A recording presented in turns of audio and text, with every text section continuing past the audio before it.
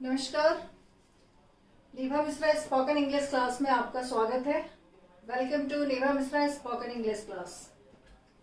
बच्चों, अभी पिछली क्लास में मैंने आप लोगों को सिंपल प्रेजेंट टेंस के सेंटेंसेस को लिखना, बोलना, पढ़ना सिखाया था और आज सिंपल प्रेजेंट टेंस का ही रिवीजन करवाऊंगी और साथ में कुछ और प्रैक्टिस।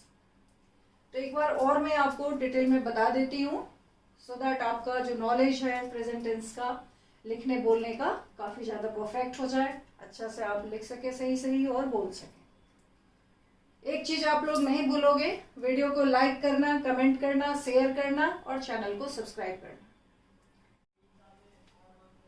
तो चलो शुरू करते हैं। सिंपल प्रेजेंट टेंस बाकी चीज मैंने आपको बता ही दिया था, अभी और एक बार आपको दूसरे तरीके से समझा रही हूँ कि कैसे किस किस सब्जेक्ट के साथ और क्या स्ट्रक्चर होता, कैसे आप लिखोगे। तो जैसे हमने कल बताया था आपको पिछले वीडियो में कि जो स्ट्रक्चर होता है सब्जेक्ट प्लस V1 का, कोई भी सेंटेंस का जो स्ट्रक्चर है उसमें subject, verb, object, subject, verb, complement, ये सब आता है। तो अभी जो टेंस आप पढ़ रहे हो तो इसमें वर्ब का काम है, वो मैंने बताया था कि काम हुआ, अभी हो रहा है या होगा। तो सिंपल प्रेजेंट टेंस का जो स्ट्रक्चर होगा सब्जेक्ट प्लस V1 या दूसरा स्ट्रक्चर है subject plus V1 plus S और ES। क्लियर? तो अब किसके साथ सब्जेक्ट प्लस V1 देना आपको और किसके साथ subject plus V1 plus S और ES लगाना है। पहले आप इसको समझो। सी, तो सब्जेक्ट्स कौन कौन सा?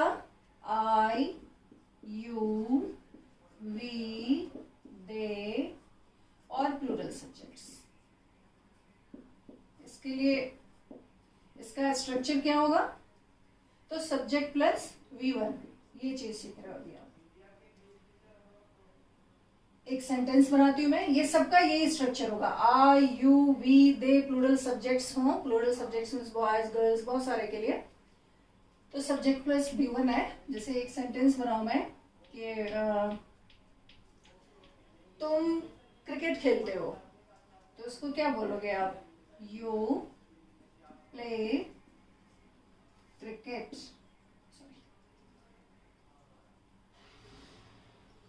सॉरी,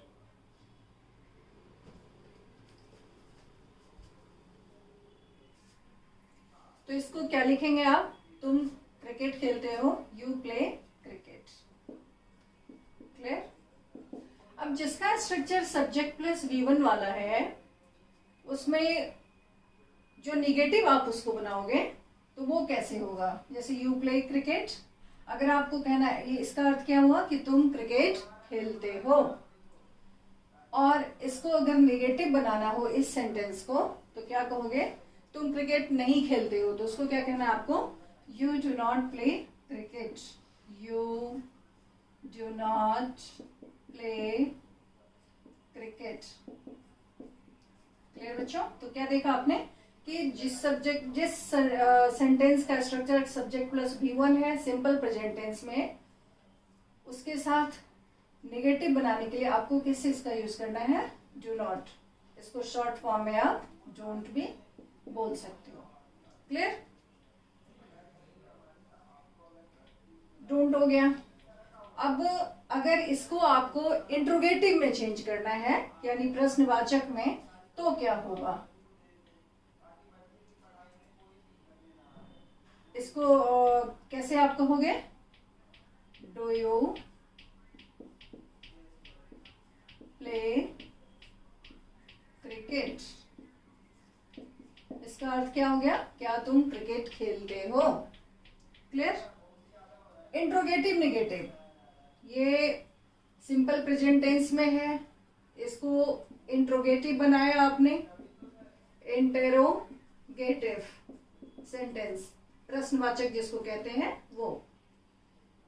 और अब अगला जो आप लिखोगे, डोंट यू प्ले क्रिकेट, ये क्या हो गया? इंट्रोगेटिव। शॉर्ट फॉर्म में लिख रही हूं मैं, इंट्रोगेटिव निगेटिव। इसको क्या कहोगे? Interrogative negative. Clear? Don't you play cricket? क्या तुम क्रिकेट नहीं खेलते हो? ये हो गया क्या तुम क्रिकेट खेलते हो, और इसका क्या मीनिंग होगा? Don't you play cricket? क्या तुम क्रिकेट नहीं खेलते हो? Clear?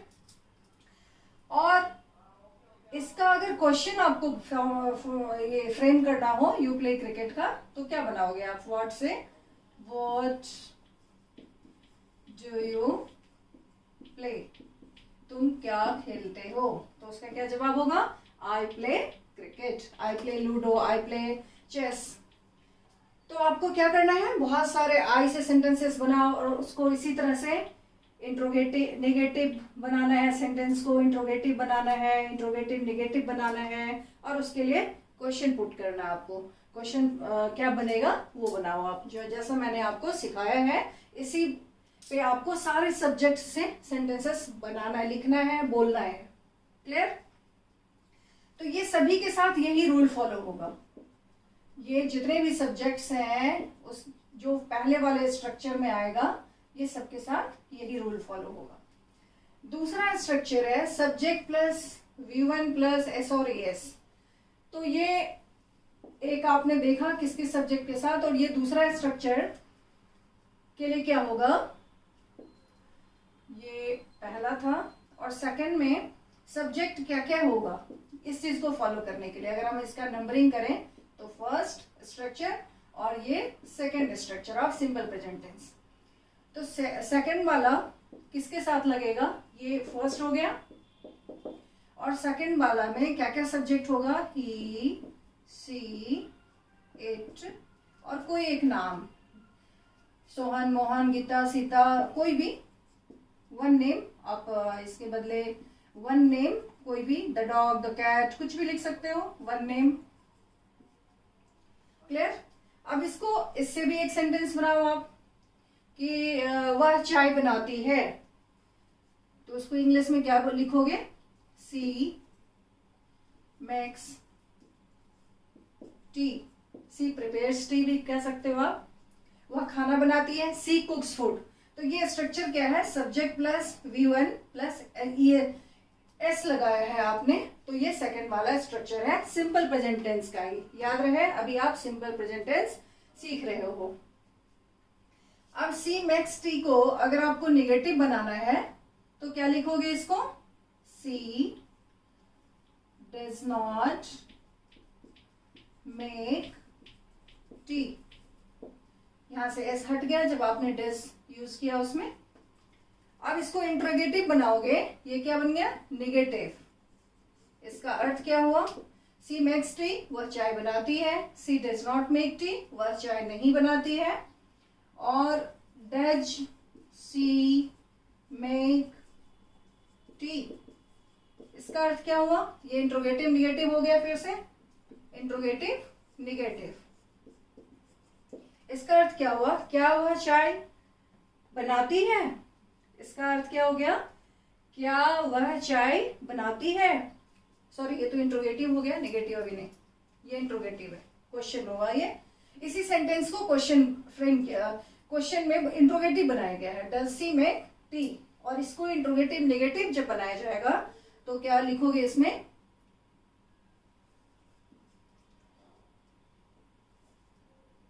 Doesn't see make tea. तो इसको क्या कहेंगे? Interrogative negative. क्लियर? अब इस जवाब के लिए क्वेश्चन फ्रेम करना आपको, तो क्या लिखोगे? What does she make, what does she prepare. तो उसका आंसर क्या होगा? सी मेक्स टी। तो अभी तक आपका पूरा ही कंसेप्ट क्लियर हो गया होगा कि सिंपल प्रेजेंट टेंस का दो तरह का स्ट्रक्चर, दो तरह से आप सेंटेंस फ्रेम करोगे। जो रूल फॉलो होता है, अगर सब्जेक्ट ये है आई, यू, वी, दे और प्लूरल सब्जेक्ट्स, तो क्या स्ट्रक्चर होता है? सब्जेक्ट प्लस V1, और जिसमें सब्जेक्ट प्लस V1 होता है उसको क्वेश्चन आप कैसे उसको नेगेटिव कैसे बनाते हो? आप डू नॉट यूज करके, और उसका इंट्रोगेटिव यूज होता है डू से। और जो दूसरा स्ट्रक्चर है subject plus V1 plus S और ES, उसमें सब्जेक्ट्स कौन कौन होंगे?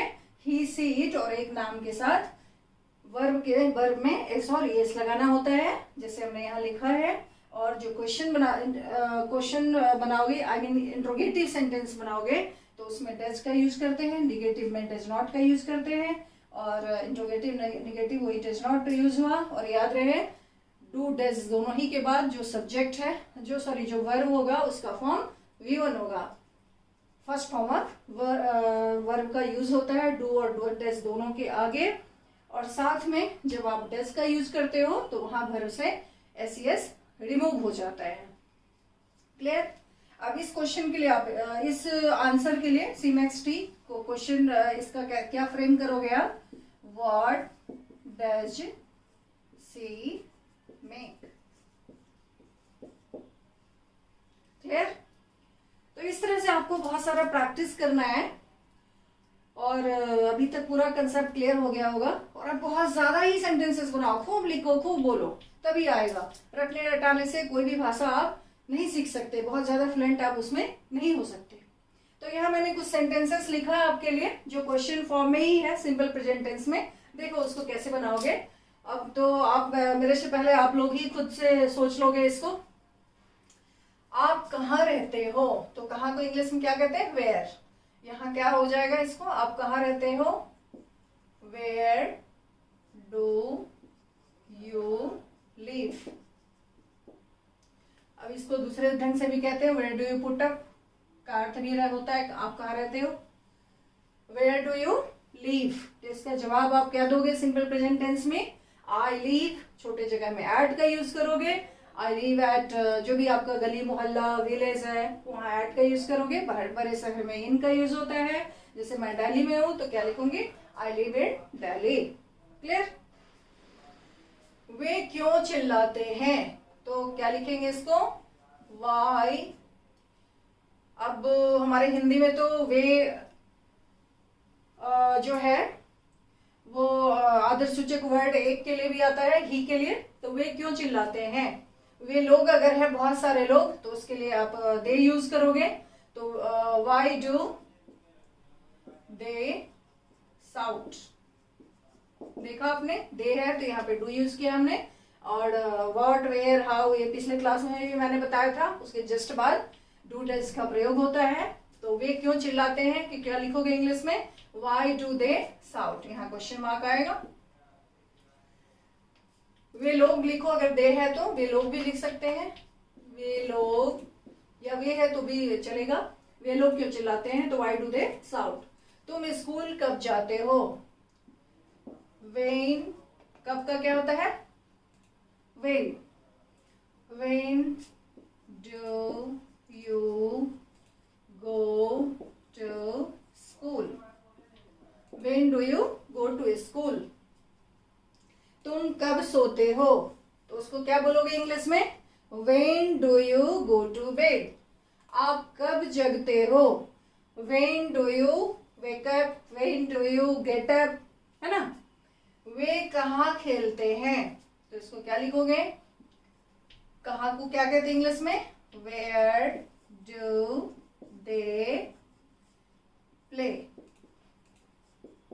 क्लियर?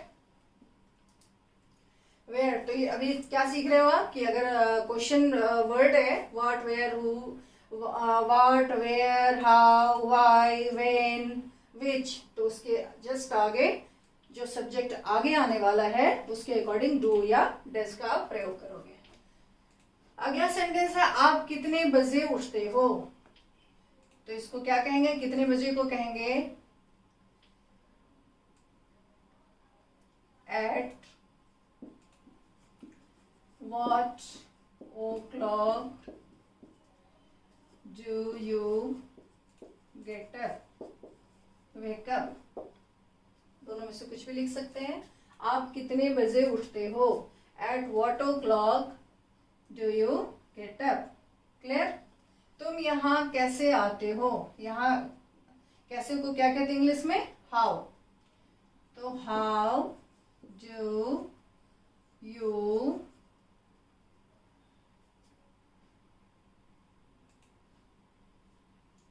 come here? क्लियर? वह कहाँ रहती है, तो where does she live.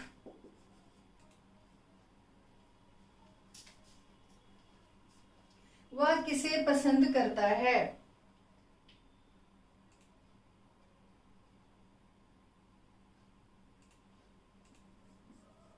whom does she,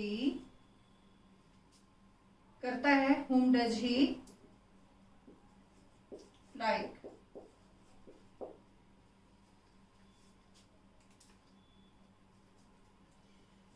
और अगर ये चीज के लिए होता, कोई भी चीज में से तुम्हें कौन सा पसंद है, तो चीज के लिए आप विच का यूज करते हैं, और आदमी के लिए हु और whom का यूज करते हैं। तो क्या देखा आपने कि जब क्वेश्चन वर्ड होता है, व्हाट, जो भी मैंने बताया आपको, जितने भी हैं उसके जस्ट आगे डू और डज का यूज होता है। और आपने सीखा होगा, कितने सारे प्रैक्टिस कराए हमने। आई थिंक आपका सिंपल प्रेजेंट टेंस का जो नॉलेज है बहुत बढ़िया हो गया होगा। आप बहुत ज्यादा इसका प्रैक्टिस करके बहुत बढ़िया से बोलोगे और लिखोगे। थैंक्स। इसके आगे अगले वीडियो में।